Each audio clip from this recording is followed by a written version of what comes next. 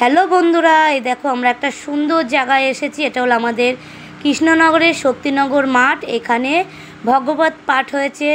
শ্রী হিরণময় গোস্বামী মহারাজ বৃন্দাবন থেকে এসে এখানে 7 দিন ধরে পাঠ করেছে। আজকে হলো লাস্ট দিন।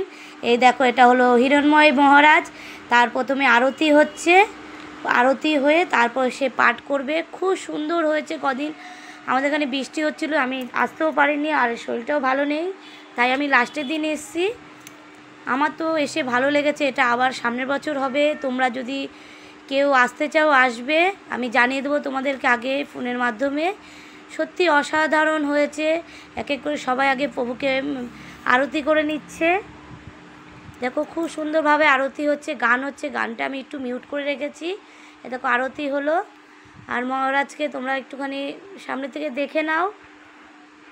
মহারাজ খুব সুন্দর কথা বলে। আমার তো খুব ভালো লেগেছে, সত্যি খুব ভালো লেগেছে। মহারাজকে এত সামনের থেকে আমি দেখতে পেয়েছি এবং মহারাজের কথা শুনতে পেয়েছি। আমার সত্যি আমার পরম ভাগ্য যে মহারাজের কথা আমি শুনতে পেলাম, তার পাঠ শুনতে পেলাম। এক এক করে দেখো সুন্দরভাবে সবাই আরতি করছে, মালা পরানো হয়েছে, আর কত লোক হয়েছে। আমি তো তোমাদেরকে চারিদিকটা ঠিকমতো দেখাতে পারিনি। আর দুঃখের বিষয় কী হয়েছে বলো তো, আমরা লাস্টের দিকে না এত ঝড় বৃষ্টি হয়েছে, পাঠটা খুব তাড়াতাড়ি শেষ করে দিতে হয়েছিল। সেটা পরের কথা। তোমরা এক এক করে আমার এই হিরণময় মহারাজের তোমরা পাঠটা শোনো, দেখবে খুব ভালো লাগবে।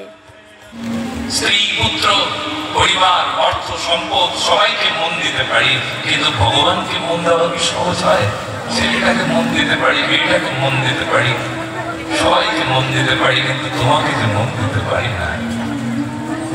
ভগবানকে মন দিলে যে সব দেওয়া হয়ে গেল, কিন্তু মনটা দেওয়া কত সুকঠিন।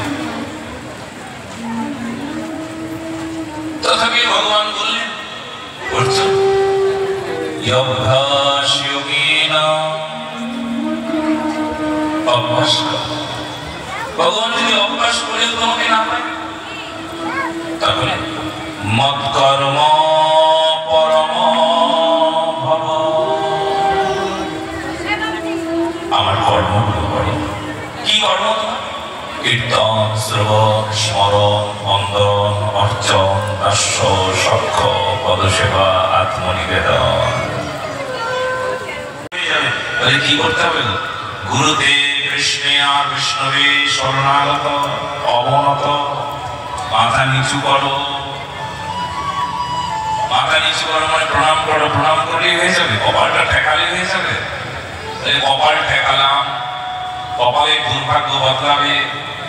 কপাল ঠেকানোর সঙ্গে সঙ্গে আর অনেক কিছু ঠেকাতে হবে। মানে বলে যার মাথা, যার কপাল, আজকে তার চরণে দিয়ে দিলাম, আমার আর কিছু নাই।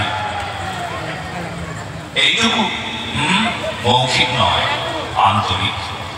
মুখে বললেও বলে না, হৃদয়ে আমি তোমার বললাম, মুখের কথা না, অন্তরের কথা বলতে হবে। মুখে বললেও কোনো ক্রিয়া এমন ভাবে হয় না। যখন আপনার স্বভাব দেখাবে সত্যি মুখের সঙ্গে স্বভাব মিলে গেছে। আজকে মুখে অনেক কথা।